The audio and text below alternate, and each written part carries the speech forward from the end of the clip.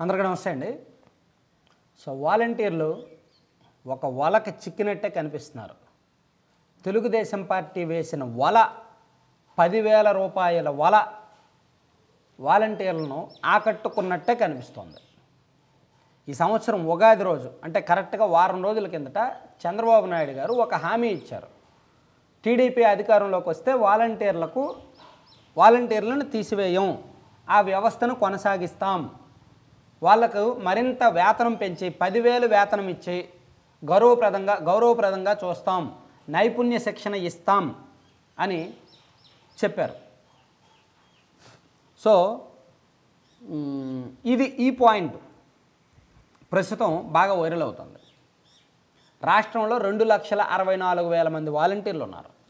అందులో కరుడుగట్టిన వైసీపీ అనుకూల వాలంటీర్లు ఒక 70,000 మంది వరకు ఉంటారు. కరుడుగట్టిన వైసీపీ వాళ్ళు కంప్లీట్ వైఎస్ఆర్ కాంగ్రెస్ పార్టీ కార్యకర్తలు, వాళ్ళని ఎవరూ మార్చలేరు.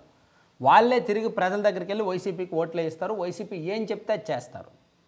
సో ఆ 70,000 మందిని వదిలేస్తే మిగిలిన దాదాపుగా 195,000 మందిలో కూడా కొంతమంది వైసీపీ అంటే గిట్టని వాళ్ళు, ఏదో 5,000 వస్తుంది కదా, ఏదో వేడినీళ్ళకి చన్నీళ్ళకి సాయం అనే రకంగా కొంతమంది చేస్తున్న వాళ్ళు ఉన్నారు. వాళ్ళల్లో మార్పు వచ్చింది. అలాగే న్యూట్రల్గా ఉంటూ చదువుకుంటూ మాకెందుకు ఈ అవమానాలు, మాకెందుకు ఈ చేత్కారాలు, ఎవరికి కోపం వచ్చినా మమ్మల్ని తిడతారు, 5,000 జీతంగా మేము ఇది అవసరమా అని బలవంతంగా ఇష్టం లేకుండా చేస్తున్న వాళ్ళు కొంతమంది ఉన్నారు. న్యూట్రల్గా ఆలోచించే వాళ్ళు, రాష్ట్ర భవిష్యత్తు గురించి ఆలోచించే వాళ్ళు కొంతమంది ఉన్నారు. సో వీళ్ళల్లో మార్పు వచ్చింది. మనం ఆల్రెడీ చంద్రబాబు గారు హామీ ఇచ్చినప్పుడే చెప్పుకున్నాం మార్పు ఉంటుంది అని. సో ఇప్పుడు వారం రోజుల తర్వాత కొన్ని రకరకాల వర్గాల ద్వారా వాలంటీర్ల అభిప్రాయ సేకరణ చేస్తున్నప్పుడు కొన్ని ఆసక్తికరమైన అంశాలు బయటపడుతున్నాయి. గతంలో వైఎస్ఆర్ కాంగ్రెస్ పార్టీ కోసం మాత్రమే పనిచేసిన వాళ్ళు ఇప్పుడు న్యూట్రల్ అయ్యే పరిస్థితి వస్తుంది, నిష్పక్షపాతంగా ఉన్నారు. యాక్చువల్లీ వాలంటీర్ల విషయంలో వైసీపీ కూడా పెద్ద హామీనే ఇచ్చింది. మళ్ళీ సీఎం గారు జగన్మోహన్ రెడ్డి గారు బాధ్యతలు స్వీకరిస్తే మళ్ళీ వైసీపీ గెలిస్తే ఫస్ట్ సంతకం సీఎం గారు వాలంటీర్ల మీదే పెడతాము, అంటే వాలంటీర్ల రిక్రూట్మెంట్ మీదే ఫస్ట్ సంతకం పెడతాను అని చెప్పారు. అంతే తప్ప ఆయన చట్టబద్ధత అనలేదు, శాలరీస్ పెంచుతామనలేదు, ఇవేమీ చెప్పలా.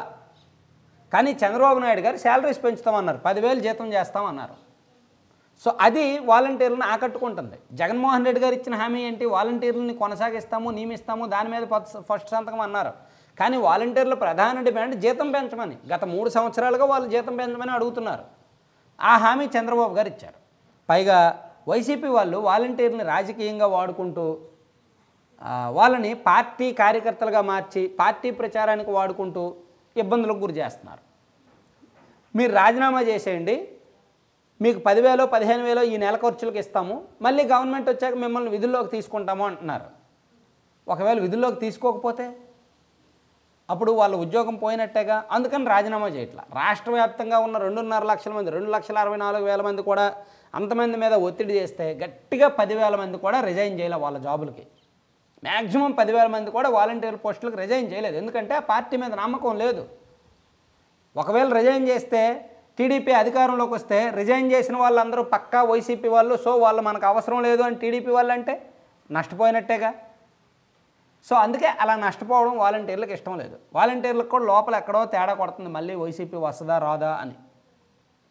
సో అందుకే ఈ వారం రోజుల్లో కొన్ని మార్పులు జరిగాయి. అయితే అసలైన గేము మే 1st వీక్లో ఉంది. ఎందుకంటే వాలంటీర్లు ఇంటింటికి పెన్షన్లు ఇవ్వద్దు అని ఈసీ ఆదేశించింది. మొన్న ఏప్రిల్ 1, 2, 3 తేదీల్లో ఈ పెన్షన్ రాజకీయం విస్తృతంగా జరిగింది. వాలంటీర్ల గ్రూపుల్లో కూడా టీడీపీ వాళ్ళు పెన్షన్ ఇవ్వద్దని చెప్పండి, టీడీపీ వాళ్ళే పెన్షన్ ఆపేసినట్టు లబ్ధిదారులకు చెప్పండి అని చెప్పి వాలంటీర్ల చేత ప్రచారం చేయించారు. సో మే నెలలో కూడా అదే గేమ్ ఆడే అవకాశం ఉంది. మే నెలలో కూడా లబ్ధిదారులను ఇంకా ఇబ్బంది పెడతారు, ఇంకా ఇబ్బంది పెట్టి టీడీపీ మీదకో చంద్రబాబు గారి మీదకో నెట్టేసే ప్రయత్నం చేస్తారు. సో అప్పుడు కూడా వాలంటీర్లు ఆ రాజకీయంలో భాగం కాదలుచుకోవట్లేదు చాలామంది. ఏప్రిల్ 1st వీక్తో ఈ గేమ్ అయిపోలా, మళ్ళీ మే 1st వీక్లో కూడా ఉంది. అందులోకి మే 13వ తేదీని పోలింగ్ ఉంది కాబట్టి మే నెలలో ఈ పెన్షన్ల రాజకీయం ఇంకా ఎక్కువ జరుగుద్ది. ఇంకా ఎక్కువ మందిని చంపేసినా ఆశ్చర్యపోక్కర్లా, ఇంకా వాళ్ళని కష్టపెట్టినా ఆశ్చర్యపోక్కర్లా. ఎందుకంటే ఆ కష్టానికి, కన్నీళ్ళకి, ఆ చంపడానికి, ఆ కోపం, ఆవేశం అంతా కూడా చంద్రబాబు గారి మీద తోసేద్దామని ఒక పొలిటికల్ గేమ్ కాబట్టి ఇంకా ఎక్కువ మందిని ఇబ్బంది పెట్టినా పెడతారు. అందుకే టీడీపీ కూడా అలర్ట్ అయింది, మీ పని మీరు చేసుకోండి అని చెప్పింది. సాధ్యమైనంత వరకు చైతన్యం అవగాహన కల్పిస్తున్నారు. అలాగే వాలంటీర్లను కూడా కొనసాగిస్తాము, డబ్బులు ఇస్తాము అంటున్నారు. ఇలా టీడీపీ వేసిన వల, ఆ వలలో వాలంటీర్లు చాలా వరకు చిక్కినట్టే కనిపిస్తున్నారు. మోర్ దాన్ 60 to 70% వరకు వాలంటీర్లు ఒక రకంగా న్యూట్రల్గానో లేదంటే టీడీపీకి అనుకూలంగానో ఉన్నారు. ఒక 30% మాత్రం పూర్తిగా వైసీపీకి అనుకూలంగా ఉన్నారు. వాళ్ళ విషయం కాకపోయినా మిగిలిన వాళ్ళ విషయంలో మాత్రం టీడీపీ అలర్ట్గా ఉన్నట్టే, జాగ్రత్త పడినట్టే అని చెప్పుకోవచ్చు.